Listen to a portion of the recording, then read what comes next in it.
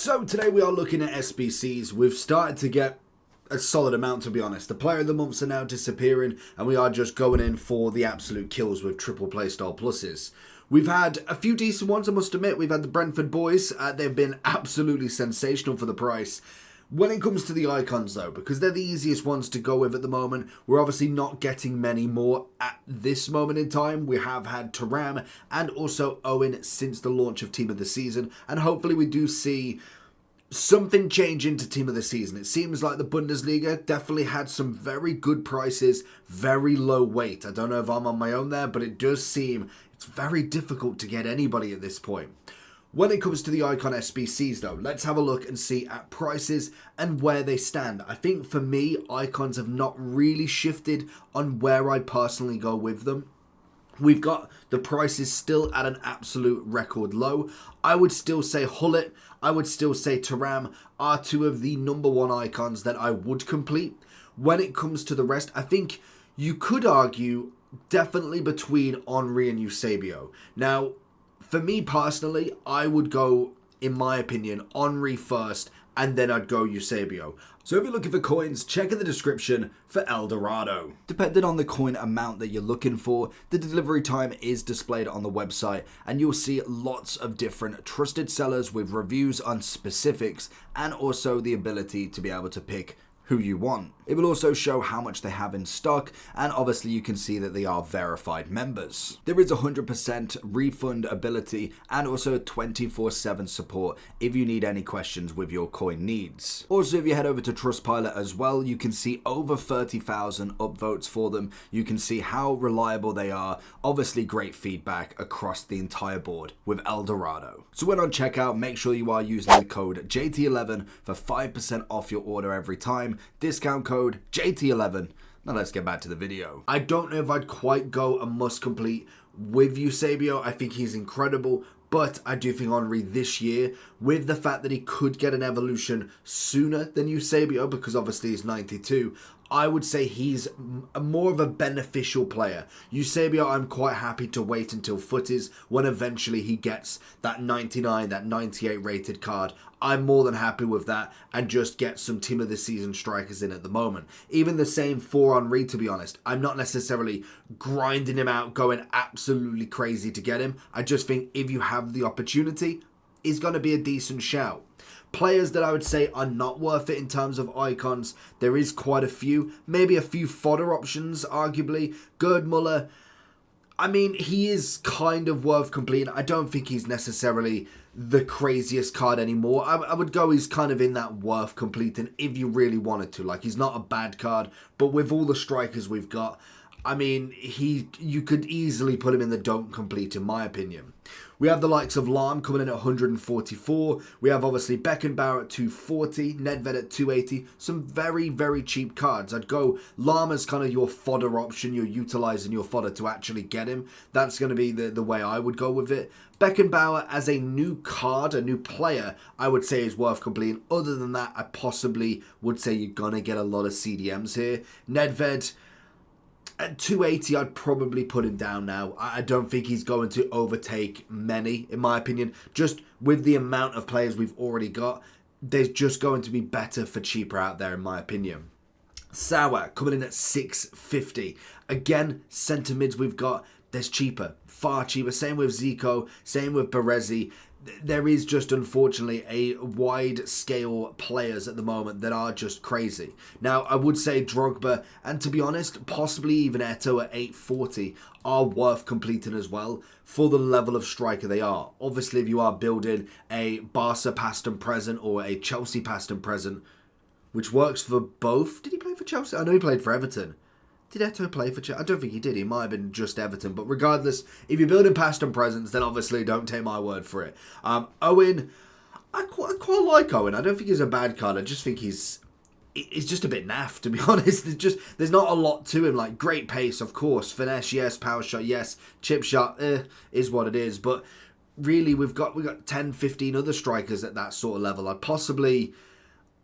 I'd go at a very low end. I'm not necessarily a big fan, to be honest. I don't think for me, he's going to be in that category, in my opinion anyway, which kind of then puts us in with the players. So this is where we've got quite a lot of options to go with, and a lot of kind of dissecting to see who is truly worth it and who's just a team of the season.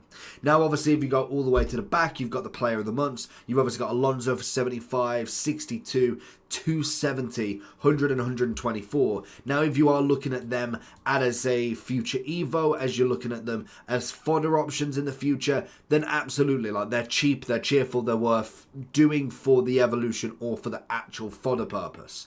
Other than that, they're probably not worth completing. Eriksen, for me, other than being in my Man U team, I shouldn't be spending 270 on him. He just isn't worth that level of cost now. And it's fine because he came out prior to Team of the Season, so the scales of SBCs was totally different. We're now seeing a lot cheaper players coming in. You got 74k, you got 48, 68, 36. Like, there's so many cheaper options that you can go with that are just going to be fodder options and are worth completing just purely on the basis of either you've got a team that needs a fodder option for them, or they are going to be in your evolution at some point, which is absolutely fine. There is going to be so many cheap end cards that you think, well, what's the big card that I want to do? Do I want to finish a Bruno G, a Jamie Vardy, a Doué? Which ones of them are going to be the options that you personally go with?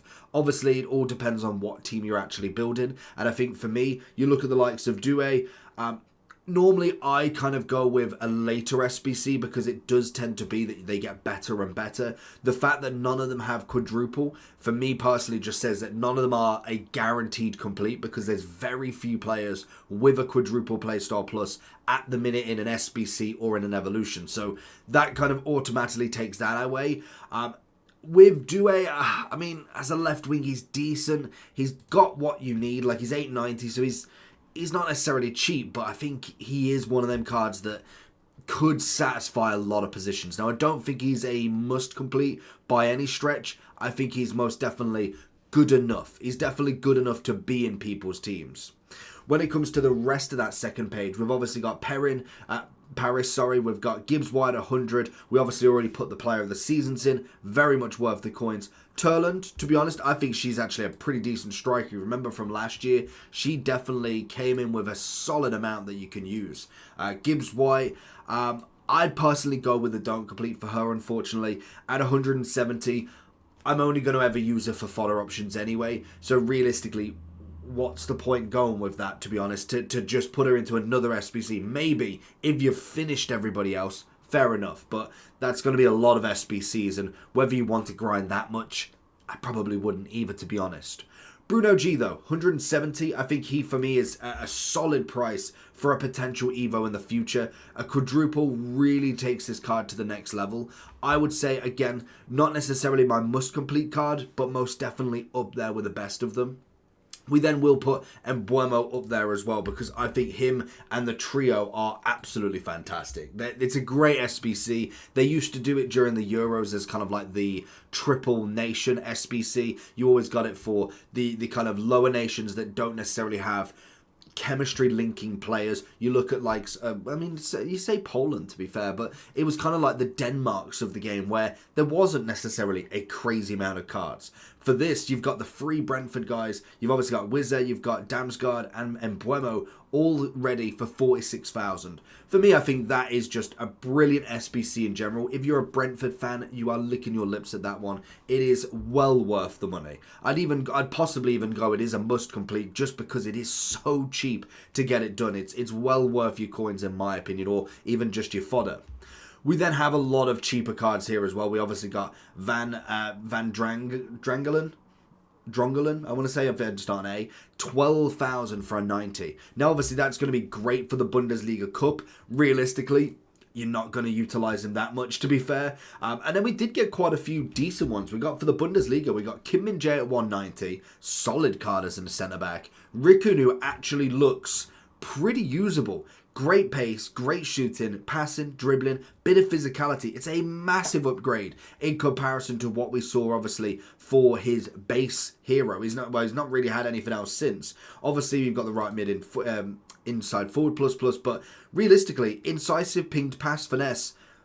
That's a pretty good card, to be fair. If you was to link this with a Bundesliga team, I'd say they're definitely on that verge. So you've got a lovely Frimpong now finally coming in. The only thing I don't like is he's got the quick step and the technical. I kind of want one or the other. I don't need both. So for me, that could have been a card that I would have really gone with the must complete. I think he is still worth completing, but I think not having a double defensive playstyle or even a quick step and a passing and a defensive, that for me is a really downgrade for him. But he's still going to be fantastic, hence why he's not in the don't complete. Openda, outrageously good. Again, got that same issue with him, obviously with the quick step and the technical. I don't know why they do it to him. He's 420. Again, he's a solid striker. I would say Rickon could be a potential up there for me. And to be fair, even Kim Min Jae coming in with the intercept, the anticipate, and also the jockey at 190. That's a solid centre-back if you're looking for the links for the Bundesliga.